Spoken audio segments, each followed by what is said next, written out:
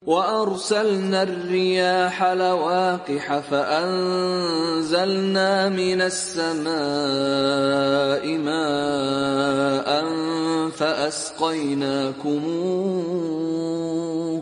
فأسقيناكموه وما أنتم له بخازنين. Dan kami telah meniupkan angin untuk mengawinkan, dan kami turunkan hujan dari langit. Lalu kami beri minum kamu dengan air itu, dan sekali-kali bukanlah kamu yang menyimpannya.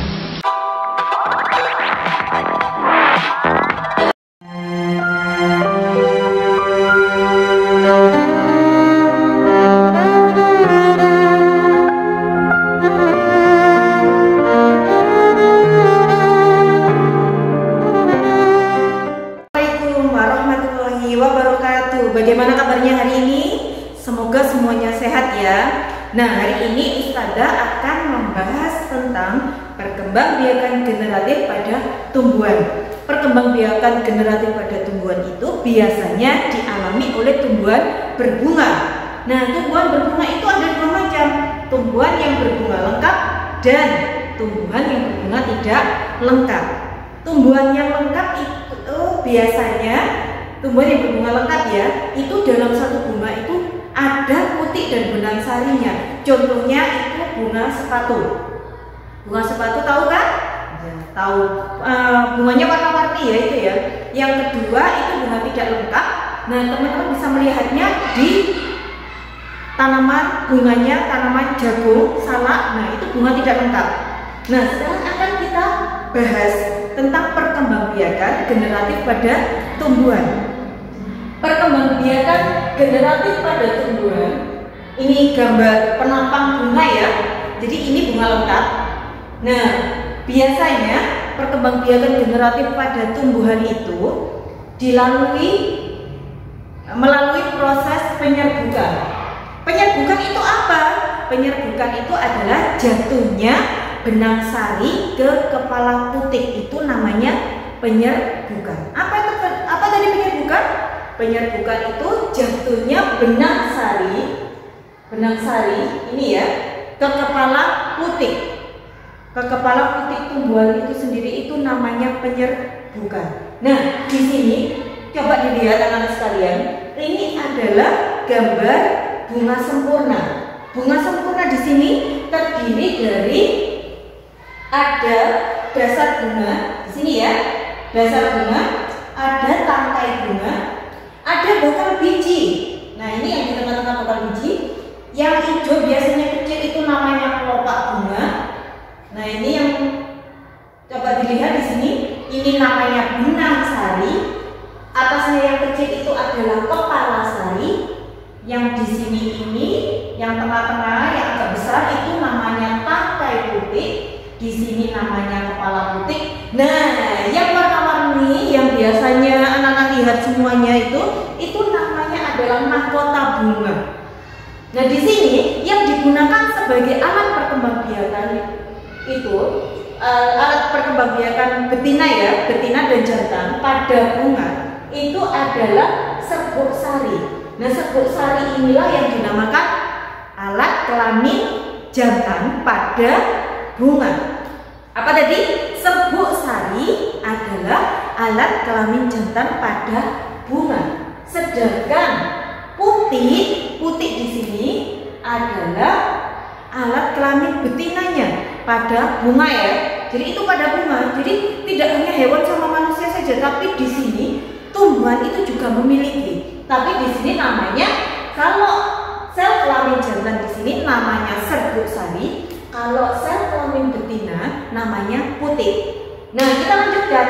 Bagaimana proses terjadinya penyerbukan itu sendiri? Nah, proses penyerbukan itu terjadi perkembangbiakan generatif ya, diawali dari penyerbukan, jatuhnya serbuk sari. Nah, serbuk sari yang ada di sini itu jatuh ke kepala putik. Jatuh ke kepala putik ya. Kemudian di dalam bakal biji ini terjadi pembuahan. Jadi terjadi pembuahan sehingga menghasilkan zigot. Zigot di sini nanti akan membentuk lembaga. Habis itu terbentuklah biji dan bakal buah. Nah, itu yang sudah biasanya anak-anak lihat ya. Kalau misalnya ada tanaman kok berbuah, nah itu asalnya dari sini dulu melalui proses penyerbukan. Jadi proses penyerbukan tadi itu diawali dengan jatuhnya serbuk sari di sini jatuh ke kepala putik.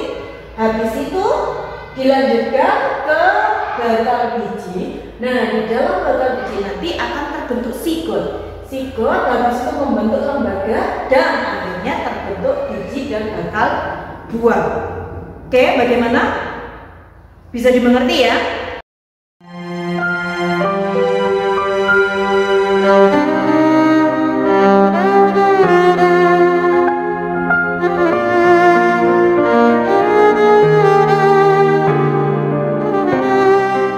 Kita lanjutkan ya. Berdasarkan asal serbuk sarinya, penyerbukan itu dibedakan menjadi 4, yaitu penyerbukan sendiri. Penyerbukan sendiri ini adalah proses jatuhnya serbuk sari dalam satu bunga. Jadi dalam satu bunga itu sendiri ya. Misalnya di sini bunga sepatu. Nah, bunga sepatu satu ya jatuh ke bunga itu sendiri. Itu namanya penyerbukan sendiri. Yang kedua, penyerbukan tetangga. Penyerbukan tetangga itu proses jatuhnya serbuk sari pada bunga yang lain. Bunga yang lain ya, tapi masih dalam satu pohon. Misalnya bunga sepatu yang teman-teman miliki di rumah ada 3 bunganya misalnya ya. Nah, serbuk sari di bunga yang satu jatuh ke serbuk sari, jatuh ke kepala putik bunga yang berikutnya, tapi masih satu pohon. Satu pohon ya. Nah, saudara-saudara misalnya di sini bunga. Nah, ini bunga. Nah, serbuk sari pada bunga yang sini jatuh pada serbuk sari bunga pada putik bunga yang di sini. Ini namanya penyerbukan tetangga. Tapi kalau penyerbukan sendiri, serbuk sari yang ada di bunga sini jatuh ke putik yang ada di bunga sini. Ini namanya penyerbukan sendiri. Bagaimana? Paham ya?